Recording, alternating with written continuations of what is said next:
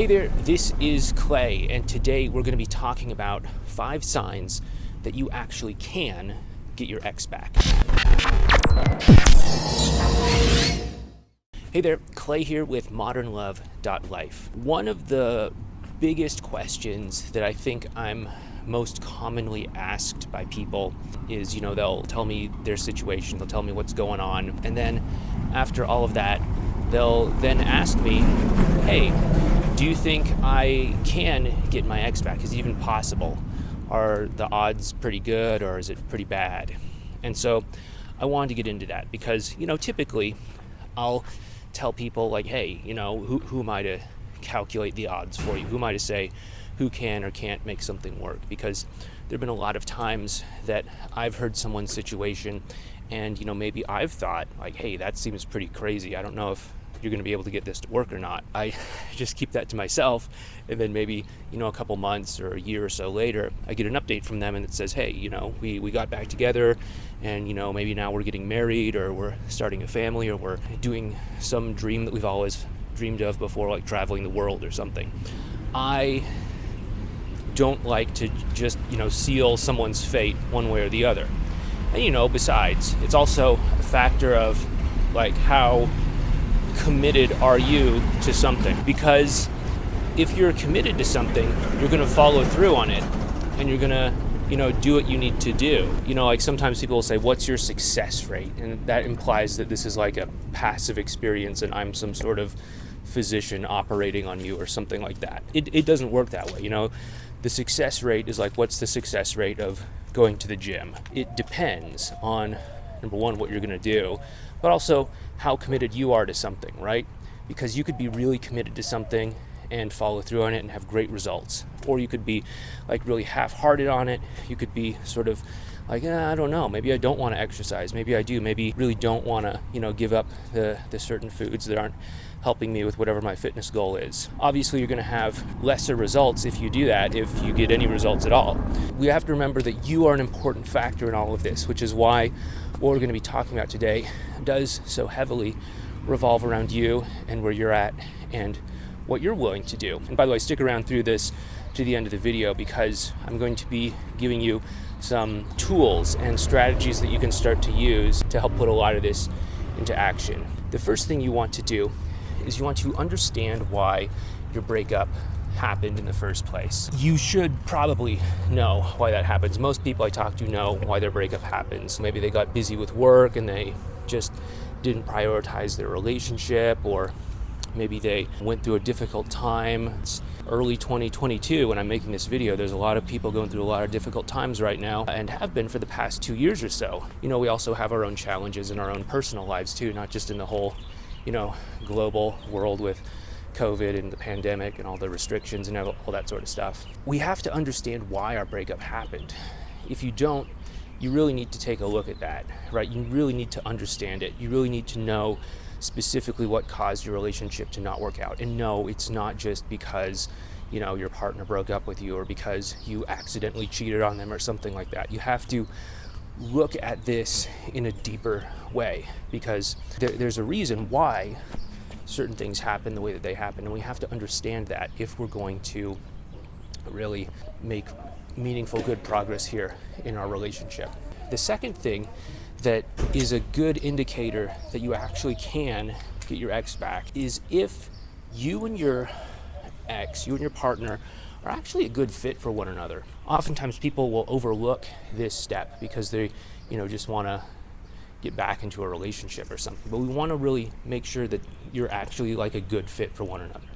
Like, do you want the same things in life? Sometimes I'll talk to people and maybe one person wants kids, the other person doesn't want kids. A little bit of a tricky situation right there because in order for the two of you to be together in a long-term sense, one of you has to let go of whatever it is that you want. Whether you're going to have kids, the person that doesn't want them has to feel a little bit frustrated by having kids and whatever consequences that might mean for them. And likewise, if they choose not to have kids, and the person who does want kids has to, feel like they're missing out. We need to make sure that the two of you actually are compatible with one another, not just with a kid thing. Obviously, there's 101 other things that you could be compatible or incompatible on.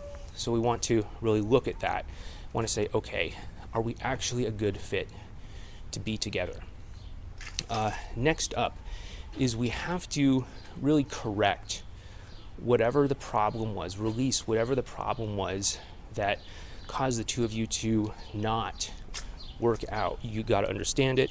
You got to do the sort of gut check and say, okay, yeah, we're a good fit. And then after that, you have to say, okay, what is it that needs to happen for this to actually work out? If maybe your breakup happened because there was too much anxiety on your end, or maybe it's getting worse because there's too much anxiety on your end, maybe you need to work on releasing that anxiety. Maybe you need to work on letting go of all of that so that you can really embody the kind of loving relationship that you truly want. Just the other day, I put out a subliminal recording that you can listen to while you sleep to help you kind of get the right mindset for a great, solid, committed relationship. You can go ahead and check that out right up there in a video card. Maybe you're not in a great place to watch it right now, but you can, save that one for later and listen to it tonight.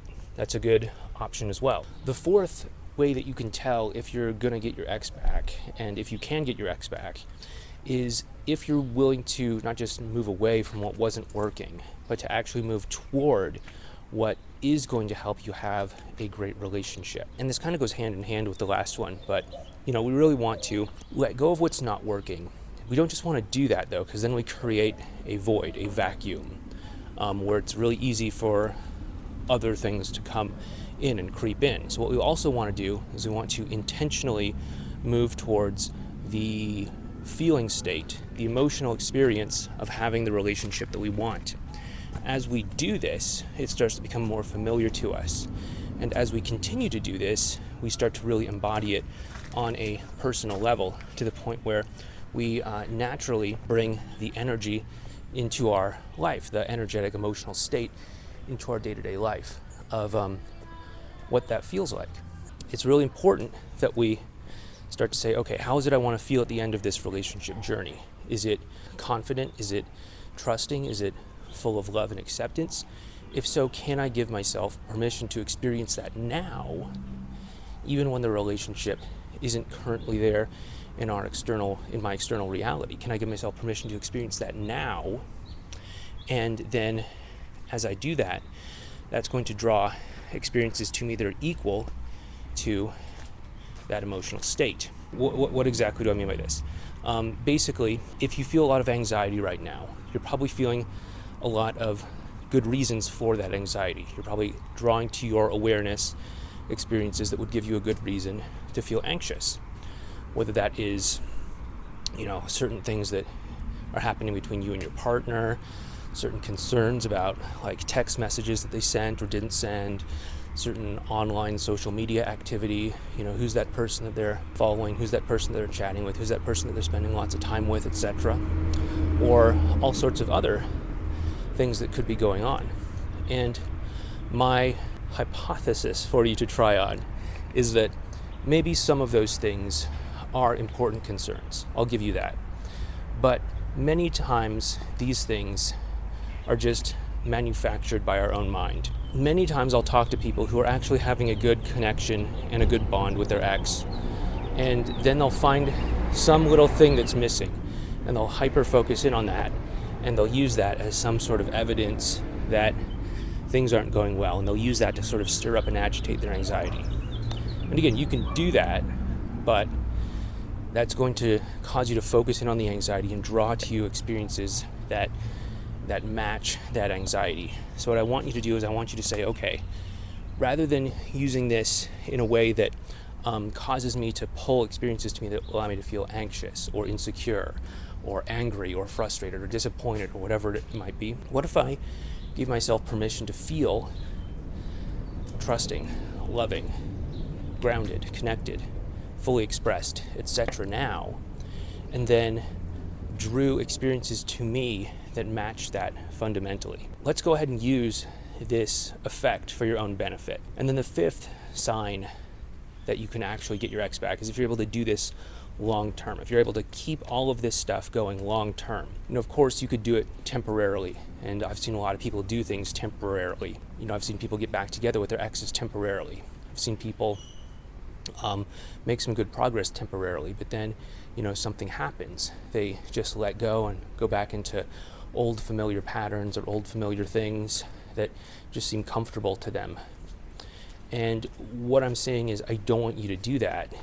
I want you to be able to maintain this into the long haul, day after day, moment after moment, month after month, year after year even, until this just becomes your new identity, who you are.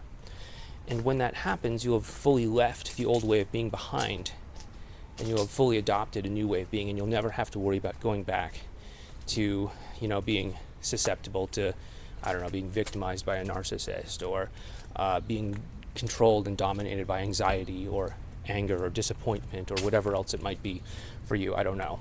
If that's something that you do want some help with, what I'd like you to do next is to check out this video playlist over here on your way of being, how it affects your relationships, and how you can start to manage your way of being to get better results with your relationship.